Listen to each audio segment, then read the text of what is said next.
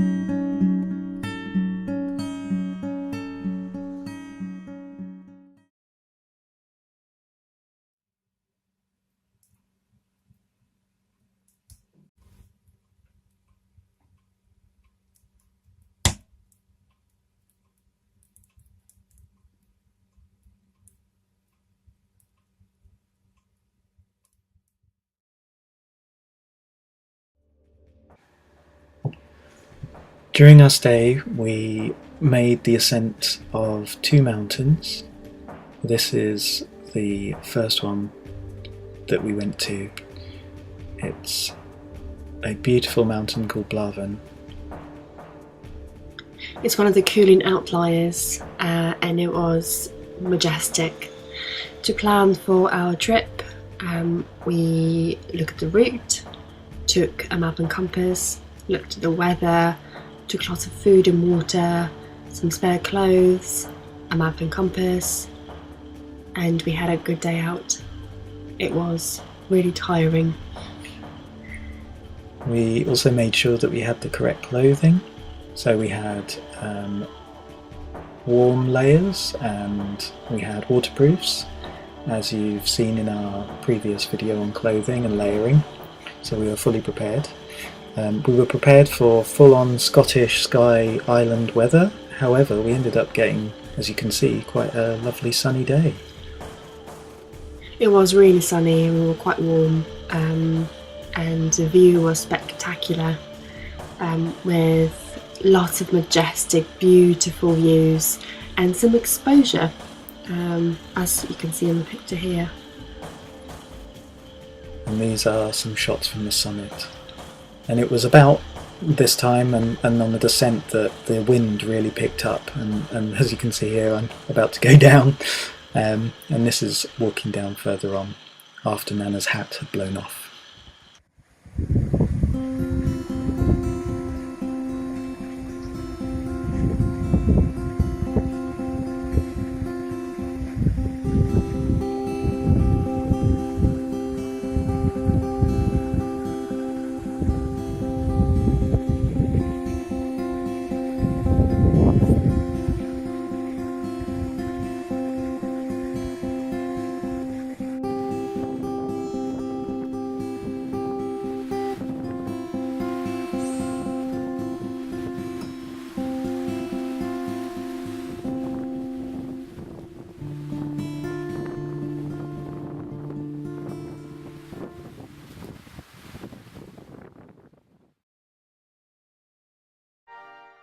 This is our second mountain day, climbing in the Red Coolins.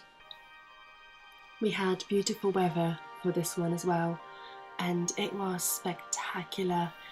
The view kept changing as the clouds kept moving across the sky, and we got the most incredible light on the mountain, and we feasted on this view as we got closer and closer to the peak. The walk was really lovely. We expected some good weather with maybe some winds of 20 miles an hour, a little bit of rain, and this is kind of what we got until we got to the top of the mountain.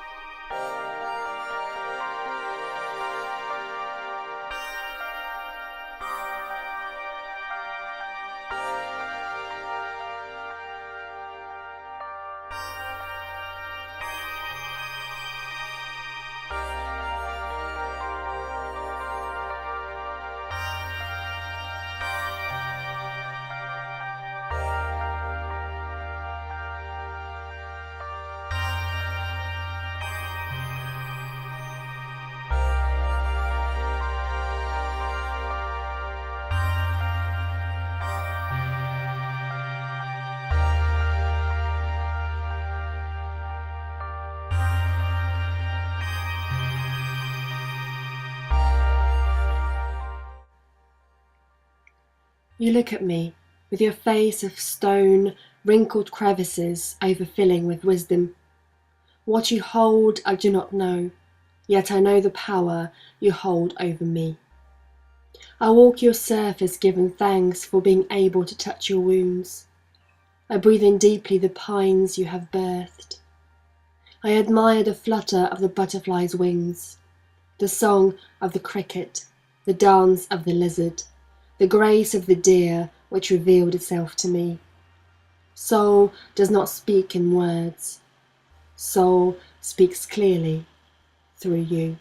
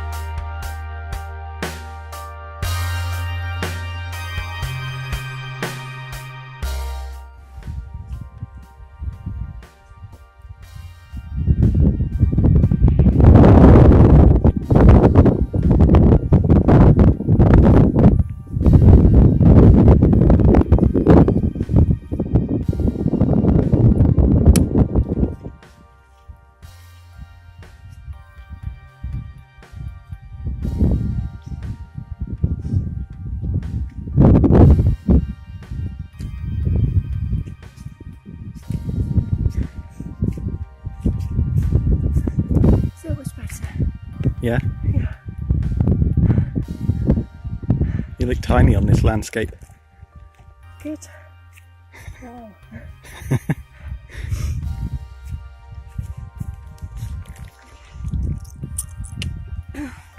Not too much further to go. Yep.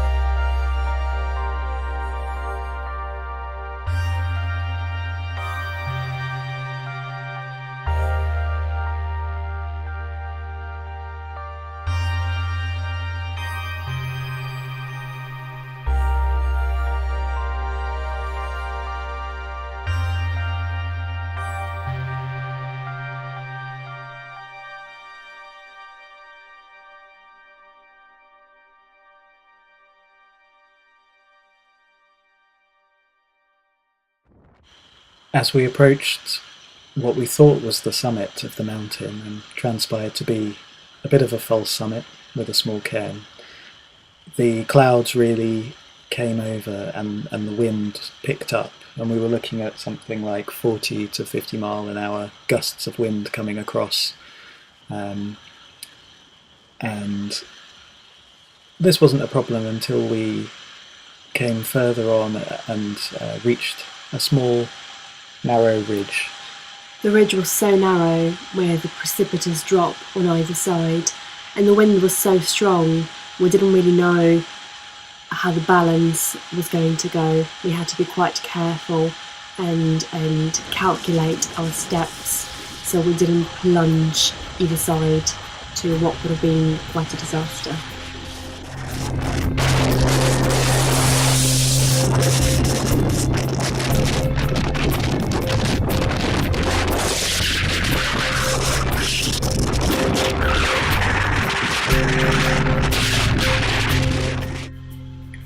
And then the clouds lifted.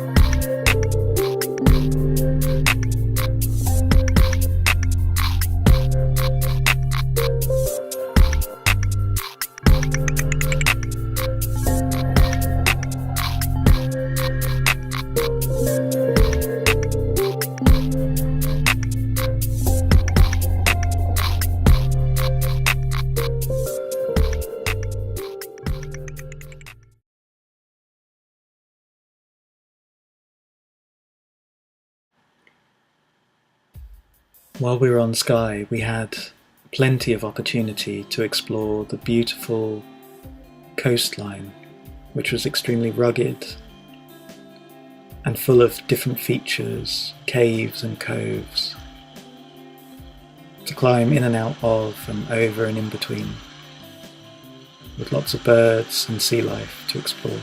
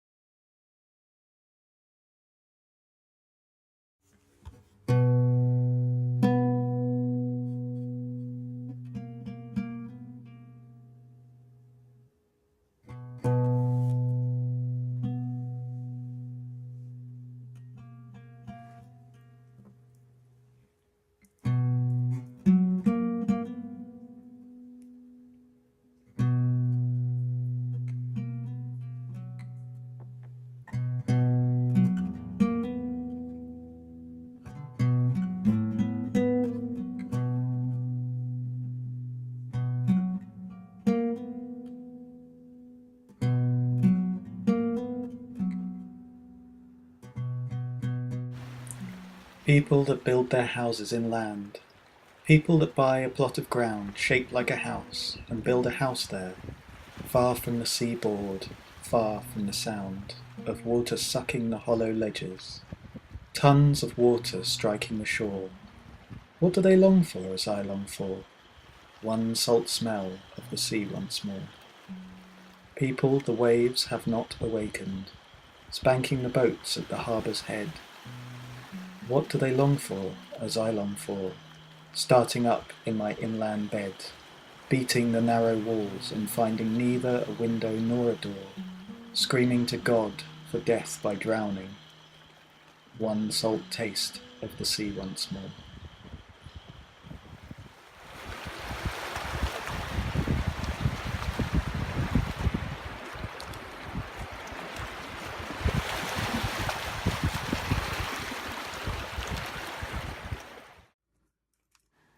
We saw plenty of wildlife while we were in Skye.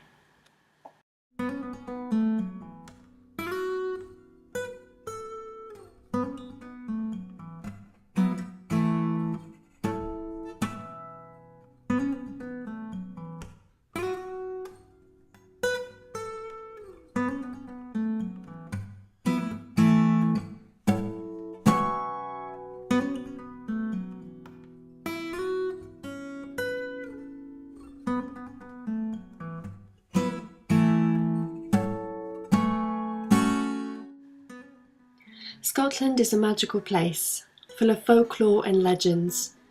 Here is a version of one of them. In ancient times, there was a crofter who went by the name of Oisin. He owned a piece of land in the north of Skye, where he lived and worked. Oisin was a man of few things, and yet he lived in abundance. One day he heard a noise from a collapsed rock, and thinking one of his sheep was trapped, he went to investigate. Upon removing the rock, he found a small, hairy, naked and ugly creature, 1,000 years old, trapped under the rock. It was a broonie. The broonie was small in size, but his kindness was immeasurable. He was so great to Oisin for freeing him, he promised to use his magic to grant the crofter anything he desired. Oisin was a very happy man, and he could not think of anything to ask the broonie. The broonie thus told Oisin that he would work with him on his land, and maybe, just maybe, discover something Oisin needed. Oisin agreed, but made a pact with the broonie that he must do everything without magic, so he could understand how humans did it, and the broonie agreed. Many years the broonie spent working with Oisin. He was a hard worker, but because he was so small, he was not particularly good at catching or shearing the sheep. However, he never used magic, just like he had promised his friend Oisin.